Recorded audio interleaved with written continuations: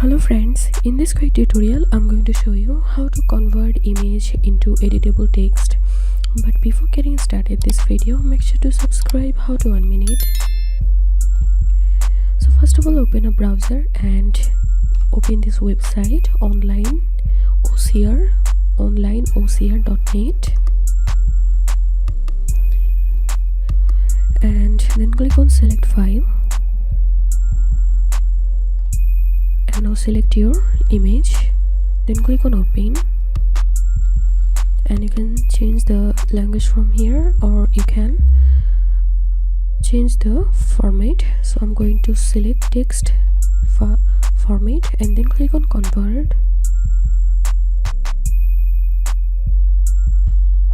So here you can see my image has been converted to text. Now click on download output file.